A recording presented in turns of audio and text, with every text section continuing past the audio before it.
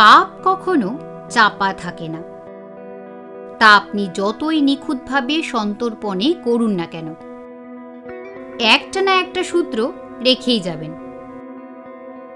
নমস্কার বন্ধুরা, আজকে আপনারা শুনবেন সাহিত্যিক ক্ষীরোদ চট্টোপাধ্যায় রচিত ডিটেকটিভ গল্প মুখোশ। গল্প শুরু করার আগে বলি, চ্যানেলটা দয়া করে সাবস্ক্রাইব করে নেবেন। আমরা আমাদের চ্যানেলে সাসপেন্স, থ্রিলার, হরর, রোম্যান্টিক সব ধরনের গল্পই শোনাতে চেষ্টা করি। তাহলে শুরু করা যাক আজকের গল্প, সাহিত্যিক শ্রী ক্ষীরোদ চট্টোপাধ্যায় রচিত মুখোশ।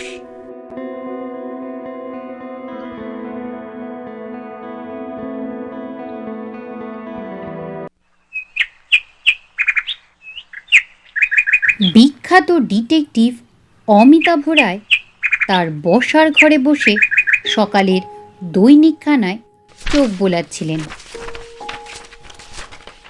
টেবিলের ওপর ধূমায়িত চায়ের কাপ, হাতে জ্বলন্ত সিগারেট।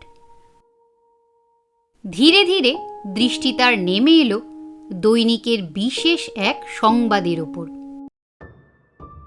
স্যার চিমনলাল মার্ডার কেসের বিচার শুরু হয়েছে। তারই বিবরণ বেরিয়েছে সংবাদপত্রে। আসামি স্যার চিমনলালের দূর সম্পর্কের ভাইপো কান্তা প্রসাদ। সে নাকি তার কাকা বিখ্যাত শিল্পপতি স্যার চিমনলাল দেশাইকে তার শয়নকক্ষে গলায় ফাঁস লাগিয়ে হত্যা করেছে।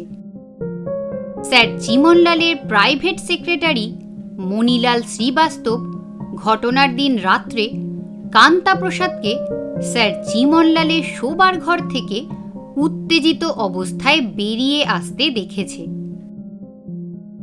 জবানবন্দিতে সে হলফ করে সেই কথাই বলেছে। বিচার চলছে। অমিতাভ রায়ের মুখে ফুটে ওঠে মৃদু হাসি। আস্তে আস্তে দৈনিকের অপর পাতা উল্টে যান।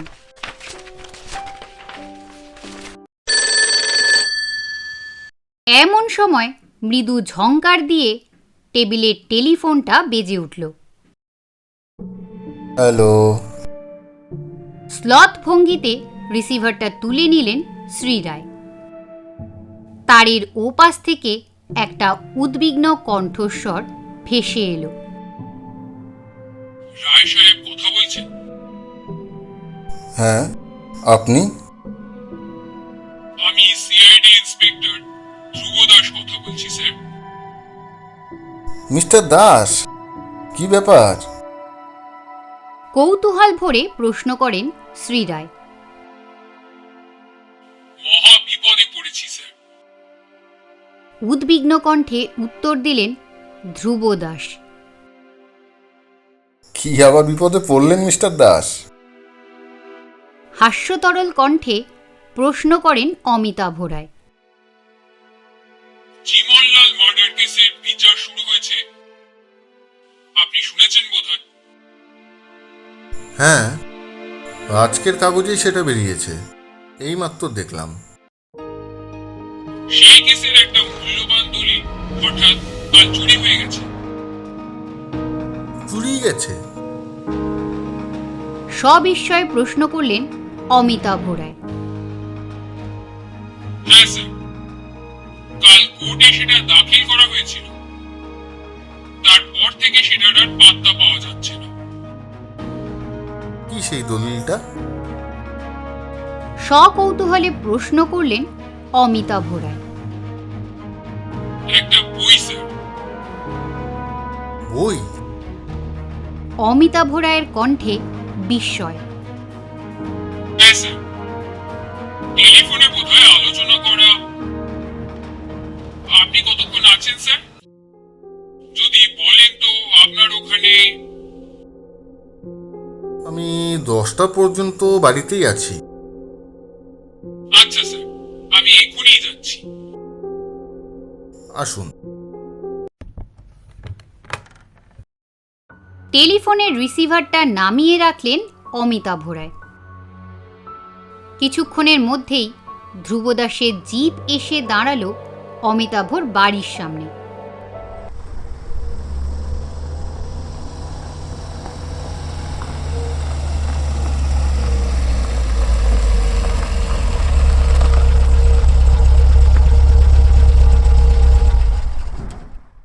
অমিতাভ রায় সোফায় গা এলিয়ে বসে সিগারেট টানছিলেন। স্মিত হেসে ধ্রুবদাসকে অভ্যর্থনা জানালেন। চিমনলাল মার্ডার কেসের পুরো ঘটনাটা কি আপনার জানা আছে স্যার?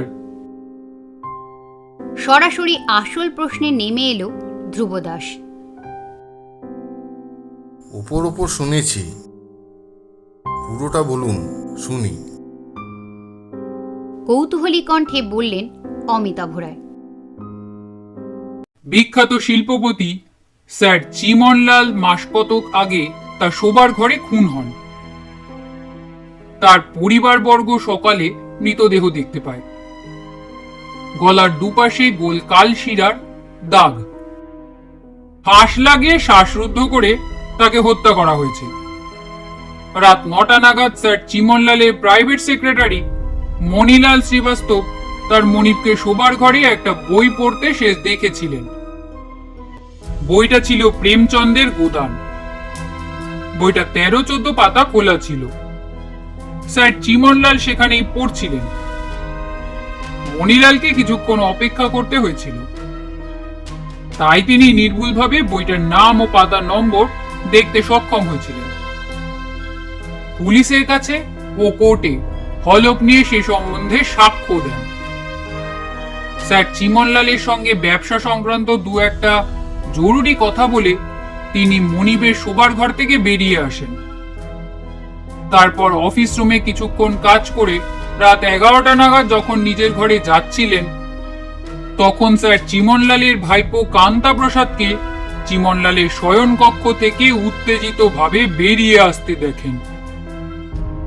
সকালে শোনেন স্যার চিমনলাল খুন হয়েছেন এবং স্যার চিমনলালের মৃতদেহের পাশে প্রেমচন্দ্রের সেই বইটা পাওয়া যায়। কান্তাপ্রসাদ লোকটা হচ্ছে মাতাল এবং উচ্ছৃঙ্খল ধরনের। সেই জন্য স্যার চিমনলাল তাকে তার অংশ থেকে বঞ্চিত করে গেছেন। স্যার চিমনলালের উইলে দেখা যায় তিনি তার বিপুল সম্পত্তি তার দুই মেয়ের মধ্যে ভাগ করে দিয়েছেন এবং একটা মোটা অঙ্ক মণিলালের নামেও তার উইলে রয়েছে। স্যার চিমনলালের কোনো ছেলে নেই। কান্তা প্রসাদই তার নিকটতম পুরুষ ওয়ারিশ। সাক্ষ্য প্রমাণে কান্তা প্রসাদ দোষী প্রতিপন্ন হওয়ায় আমরা তাকে অভিযুক্ত করে কোর্টে চালান দিই। কাল ছিল মণিলালের সাক্ষী। সেখানে তার সাক্ষ্যে তিনি বইটার কথা বলেন এবং আমরা এক্সিবিট হিসেবে বইটাও কোর্টে দাখিল করি। আজ সকালেই প্রথম দেখা গেল বইটা নেই। তন্ন তন্ন করে খোঁজা হলো, কিন্তু কোথায় কি? বইটা যেন হাওয়ায় উড়ে গেছে। দম নিতে নিতে পুরো ঘটনাটাই ছোট্ট করে শোনালেন ধ্রুবদাস। মণিলাল বাবু সম্বন্ধে খোঁজ নিয়েছিলেন? একটু পরে চিন্তা করতে করতে প্রশ্ন করলেন অমিতাভ। হ্যাঁ স্যার, তিনি অতি সজ্জন লোক। তার উপর কান্তা প্রসাদ একেবারে নিঃস্ব। ভালো উকিল নিয়ে কেস তদবির করারই তার ক্ষমতা নেই। সেখানে সে যে ঘুষ দিয়ে। ও, পোস্টমর্টম রিপোর্টটা আছে, একবার দেখাতে পারেন? কথার মাঝে হঠাৎ বাধা দিয়ে প্রশ্ন করে উঠলেন অমিতাভ রায়। Postmortem report? বই চুরির তদন্তে পোস্টমর্টেম রিপোর্ট? কি করবেন সেটা নিয়ে অমিতাভ রায়? ধ্রুবদাসের চোখে বিস্ময়। আছে কি সেটা আপনার সাথে? দেখি না একবার। মৃদু হেসে বিস্ময়ে ব্যাকুল ধ্রুবদাসের পানে তাকালেন অমিতাভ। আছে স্যার। যন্ত্রচালিতের মতো ফাইল থেকে রিপোর্টটা খুলে এগিয়ে দিল ধ্রুব দাস। খুবই আগ্রহে রিপোর্টটার ওপর চোখ বুলিয়ে চললেন অমিতাভ রায়। শ্বাসরুদ্ধ করে হত্যা করা হয়েছে স্যার চিমনকে। পোস্টমর্টেম রিপোর্টে অভিজ্ঞ শবব্যবচ্ছেদকারী চিকিৎসক তারই বিশদ বিবরণ দিয়েছেন। সেই সঙ্গে তিনি মৃতদেহ রাইগর মার্টিস বা শবের কঠিনতাও দেখতে পেয়েছেন। সারা দেহে রয়েছে রাইগর মার্টিস, কেবল বাঁ হাঁটুর কাছে যেখানে একটু দুমড়ানো মতো রয়েছে এইখানটা রাইগর মার্টিস লুপ্ত হয়ে গেছে। পড়া শেষ করে পোস্টমর্টেম রিপোর্টটা আবার ধ্রুব দাসের দিকে এগিয়ে দিলেন অমিতাভ রায়। কান্তাপ্রসাদ তার জবানবন্দিতে কি বলেছিলেন? সিগারেটে একটা লম্বা টান দিয়ে চিন্তাচ্ছন্ন কণ্ঠে ধ্রুব দাসকে প্রশ্ন করলেন অমিতাভ রায়। কান্তাপ্রসাদ বরাবরই বলে আসছে যে সে নির্দোষ। ঘটনার দিন রাত্রে সে ক্লাবে বসে তাস খেলছিল। রাত 9টা নাগাদ ক্লাবের দারোয়ান তাকে জানায় একজন লোক এসে এইমাত্র জানিয়ে গেল তার কাকা স্যার চিমনলাল আজ রাত্রে তাকে অবশ্যই দেখা করতে বলেছেন। কি একটা জরুরি কথা নাকি আছে। 10টার পর ক্লাব বন্ধ হলে সে তার কাকার বাড়িতে যায়। শোবার ঘরে গিয়ে দেখে তার কাকা মৃত অবস্থায় খাটে শুয়ে আছে। সে বিষম ঘাবড়ে যায়। তারপর দিক বিদিক জ্ঞান শূন্য হয়ে ছুটে বেরিয়ে পড়ে। কাকার খুন সম্বন্ধে সে নাকি কিছুই জানে না।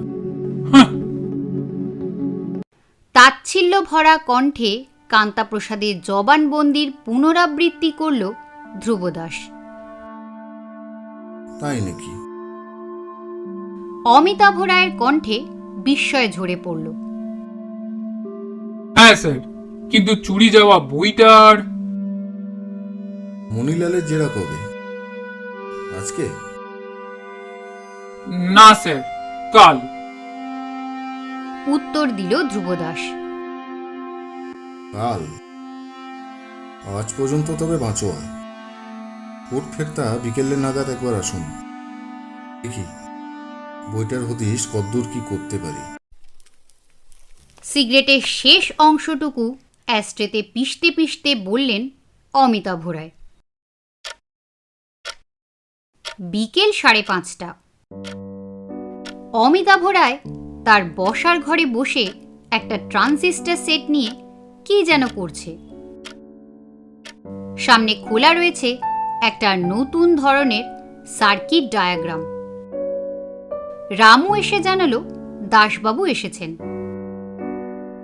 চেসিসের ওপর থেকে একটা কন্ডেন্সার সোল্ডার করতে করতেই তাকে ওপরে নিয়ে আসার হুকুম দিলেন অমিতাভ রায়। অল্পক্ষণ পরে পর্দা ঠেলে ঘরে ঢুকলেন ধ্রুব দাস।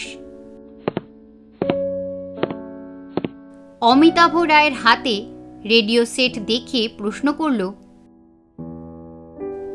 কি স্যার, কি করছেন? আমার এক নিকটাত্মীয়া অনেকদিন ধরে বলছিলেন একটা ট্রানজিস্টর সেট তৈরি করে দেওয়ার জন্য। একদিন সময় পাচ্ছিলাম না, আজ একটু ফুরসত পেয়েছি। হাসতে হাসতে উত্তর দিলেন শ্রী রায়।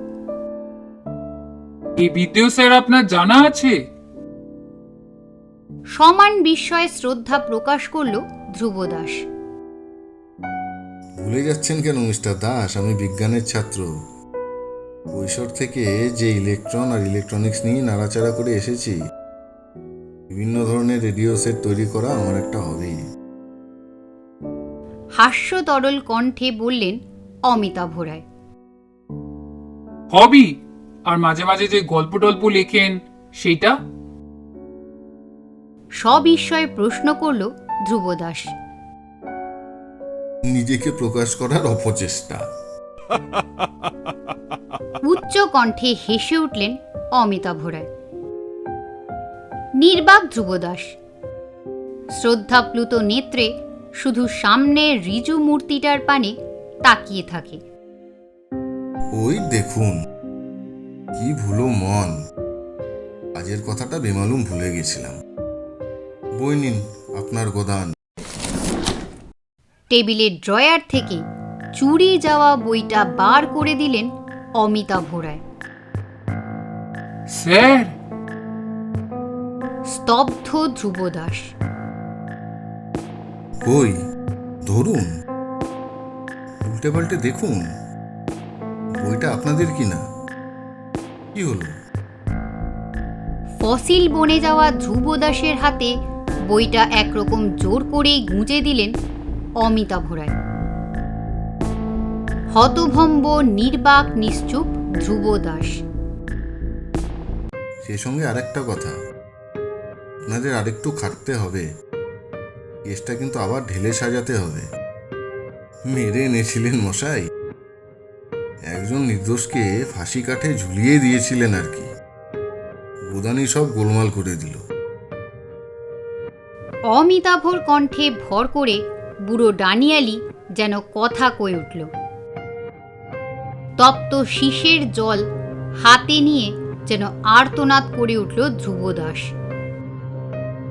মুখ দিয়ে তার বেরিয়ে আসে, তার মানে? মানে জলের মতো সোজা, কান্তাপ্রসাদ নির্দোষ। মণিলাল এক ঢিলে দু পাখি সাবড়ে দিচ্ছিল আর কি। গম্ভীর কণ্ঠে উত্তর দিলেন অমিতাভ রায়। মণিলাল?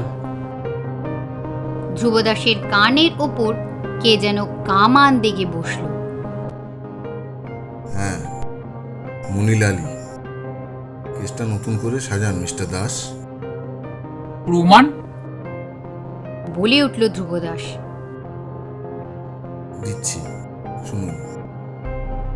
হাতে সিগারেটে একটা লম্বা টান দিয়ে বলতে শুরু করলেন অমিতাভ রায়। সকালে আপনার মুখে ঘটনাটা পুরো শুনতে শুনতে প্রথমেই আমি চমকে উঠলাম। মণিলাল স্যার চিমনলালকে তার শোবার ঘরে যে বইটা পড়তে দেখেছে, তার নাকি 13 আর 14 পাতা একসঙ্গে খোলা ছিল। পৃথিবীর সাধারণ কোন বইয়ের 13-14 পাতা একসঙ্গে খোলা থাকতে পারে না। বই ছাপার পদ্ধতি এমন যে বইয়ের যে কোনো অংশ খুললে আগে জোড় সংখ্যা, উপরে বিজোড় সংখ্যার পৃষ্ঠা থাকবে। 12-13 খোলা থাকতে পারে, 14-15 খোলা থাকতে পারে, কিন্তু 13-14 পাতা কখনোই খোলা থাকতে পারে না একসঙ্গে, কারণ 13-র অপর পৃষ্ঠায় থাকে 14 পৃষ্ঠা। তবে কি মণিলাল মন গড়া একটা মিথ্যা কাহিনী বলেছে? তাহলে উদ্দেশ্য? অথচ বইটাও তো মৃতদেহের পাশেই পাওয়া গেছে, এবং সেই বইটা কিনা তার জবানবন্দির পরেই চুরি গেছে। সে কি তবে জেরা এড়িয়ে যেতে চায়? কিন্তু বইটা হচ্ছে কেসের এক্সিবিট। সরকার পক্ষ দাখিলা না করতে পারলে কার সুবিধে? নিশ্চয়ই কান্তাপ্রসাদের। সেই বেনিফিট অফ ডাউট বা সুযোগের অবকাশ পাবে। তবে কি মণিলাল কান্তাপ্রসাদকে বাঁচাতে চায়? তাই যদি হয়, সে তো তা অনেক আগেই করতে পারত। পুলিশের কাছে প্রথম জবানবন্দিতে কান্তাপ্রসাদের নাম না করলেই পারত। সে তো তাকে ঘটনার দিন রাতে স্যার চিমনলালের ঘর থেকে বেরোতে দেখেছে। তাহলে নিশ্চয়ই মণিলাল জেরার হাত থেকে ভুল পাতার নাম্বার দেওয়ার রেহাই পেতে চায়। এর পরের উত্তর, সে নিশ্চয়ই স্যার চিমনলালকে বই পড়তে দেখেনি, অথচ মন গড়া একটা মিথ্যা কথা বলেছে, এবং সবচেয়ে আশ্চর্যের বিষয়, মৃতদেহের পাশে গোদানটা পাওয়া গেছে। আপনার কাছ থেকে পোস্টমর্টেম রিপোর্টটা চেয়ে নিলাম, এবং দেখলাম যা ভেবেছি ঠিক তাই। স্যার চিমনলালের দেহের প্রত্যেক জায়গাতে রাইগর মর্টিস রয়েছে, কেবল নেই তার বাঁ পায়ের হাঁটুতে, যেখানে একটু দুমড়ে গেছে। স্যার চিমনলালকে নিশ্চয়ই অন্য জায়গায় হত্যা করে খাটে শোয়ানো হয়েছে, এবং পা ঠিক করতে গিয়ে বাঁ পাটা দুমড়াতে হয়েছে। তাই তার বাঁ হাঁটুতে রাইগর মর্টিস নেই, কারণ রাইগর মর্টিস একবার সেটাইন করার পর ডিস্টার্ব হলে আর ফিরে আসে না। তাহলে কান্তাপ্রসাদ নিশ্চয়ই রাত 11টার সময় তার কাকাকে শোবার ঘরে মৃত অবস্থায় দেখেছে, এবং তার জবানবন্দি সম্পূর্ণ সত্য। সেই যদি হত্যা করত, তাহলে মৃতের সারা অঙ্গেই রাইগর মর্টিস থাকত, পা হাঁটুও বাদ যেত না। তার উপর কাকা তো আগেই উইল করেছেন, তাকে মেরে তার লাভ। বাঁচিয়ে রাখলে হয়তো স্যার চিমনলাল পরে মত পাল্টাতে পারতেন, কান্তাপ্রসাদের ভাগ্যে হয়তো কিছু জুটলেও জুটতে পারত। কিন্তু এক্ষেত্রে স্যার চিমনলালের মৃত্যুর পর তার উইল অনুযায়ী তার মেয়েরা ছাড়া আর কে কে বাইরের লোক লাভবান হলো? তবে কি মণিলালই প্ল্যান করে কান্তাপ্রসাদকে ঘটনাস্থলে টেনে এনে খুনি সাব্যস্ত করে দিল? কান্তাপ্রসাদের জবানবন্দি মতন ক্লাবের বয়দের মণিলালের ফটো শনাক্ত করে বলল মণিলালই তাকে কান্তাপ্রসাদকে খবর দিতে বলেছিল। তাহলে 2 2 4 বেশ মিলে গেল, মণিলাল নিশ্চয়ই খুনি। কিন্তু একটা প্রশ্ন রয়ে গেল, সে তো আর রসিকতা করার জন্য খুন করেনি, উদ্দেশ্য নিশ্চয়ই তার একটা ছিল। কি সেটা? স্যার চিমনলালের অফিসে খোঁজ নিতেই জানা গেল মনির তাকে ঘটনার আগের দিন শেয়ার মার্কেটের ব্যাপারে কি সব ফাইল হাজির করতে বলেছিলেন। স্টক এক্সচেঞ্জে খোঁজ করতেই বেরিয়ে পড়ল মণিলাল স্যার চিমনলালের সই জাল করে অনেক শেয়ারে কারচুপি করেছে। পাছে সে মনিবের কাছে ধরা পড়ে যায় এবং উইলের সত্য থেকে বঞ্চিত হয়ে জেল খাটে, তাই সেই ভয়ে সে মনিবকে সরিয়ে দিয়েছে এবং দোষটা নিখুঁতভাবেই কান্তাপ্রসাদের ঘাড়ে চাপিয়ে দিয়েছে। ফ্যাসাদে পড়েছে বইয়ের পাতার নাম্বার ভুল বলে। সেই তবে কেন? নিশ্চয়ই বইটা সরিয়ে ফেলেছে জেরার হাত থেকে বাঁচার জন্য। কান্তাপ্রসাদ বাঁচল কি মরল এখন তাতে তার আর কিচ্ছু যায় আসে না। খুনের দায় তো তার ঘাড়ে বিচারের পর আর এসে পড়বে না। কিন্তু একটা কথা, বইটা সরালো কোথায়? কোর্টের মধ্যে অত লোকের চোখের সামনে বাইরে নিয়ে আসা কি সম্ভব? আমার মনে দৃঢ় বিশ্বাস জন্মালো, না, তা সম্ভব নয়। তবে নিশ্চয়ই কোর্টের মধ্যে আছে। একটা দিনের তো ব্যাপার, জেরার দিন উতরে গেল, না পেলে তো রয়েই গেল। পরে যদি পায় তো সে পরের কথা। কোর্টের মধ্যেই যদি থাকে তাহলে খোঁজাখুঁজিতে লোকের চোখে পড়লো না? লোকের চোখে পড়তে না দেওয়া সহজ পথ মলাটটা বদলে দেওয়া, আর সেটা যদি কোর্টের কোনো আইনের বইয়ের মলাট হয় তো কথাই নেই। ধ্রুববাবু, আপনি আমার এখান থেকে চলে যাওয়ার পরই আমি অনুসন্ধান শুরু করি। ক্লাব, স্যার চিমনলালের অফিস তদন্ত শেষ করে লাঞ্চ আওয়ার্সে কোর্টে গিয়ে হাজির হই। ঠিক যা ভেবেছি, পোস্টকার্ডের টেবিলের পাশে ইন্ডিয়ান পেনাল কোডের খোলস পড়ে বইয়ের গাদার মধ্যে গোদান পড়ে রয়েছে। নতুন একটা পেনাল কোডের বদলে খোলস মোড়া গোদানটা নিয়ে আসি, তারপর খোলস ছাড়িয়ে আপনার হাতে তুলে দিই। ট্রানজিস্টর সোল্ডার করতে করতে সুস্মিত চোখে ধ্রুব দাসের মুখের পানে তাকালেন অমিতাভ রায়। ফিক্সড কন্ডেন্সারের মতো নিশ্চল চোখে অমিতাভর মুখের পানে তাকিয়ে আছে ধ্রুব দাস। 3.9 একটা রেজিস্ট্যান্স যেন তার সব বকবকানি বন্ধ করে দিয়েছে। ওদিকে অমিতাভ রায়ের হাতে সেটটা ততক্ষণে বাজতে শুরু করেছে। মজদুর মণ্ডলীর অনুষ্ঠান স্পষ্ট শোনা যাচ্ছে।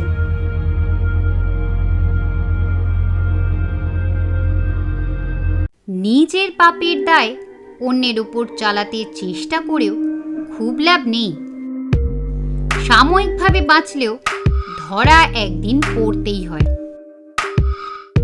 আজকের গল্প পাঠে গল্পের সূত্রধর হিসেবে ছিলাম আমি ইন্দ্রাক্ষী মুখার্জি এবং ডিটেকটিভের চরিত্রে ছিলেন সুবীর শর্মা। গল্পটা কেমন লাগলো নিচে কমেন্ট করে জানাতে ভুলবেন না অবশ্যই। সকলে ভালো থাকবেন। নমস্কার।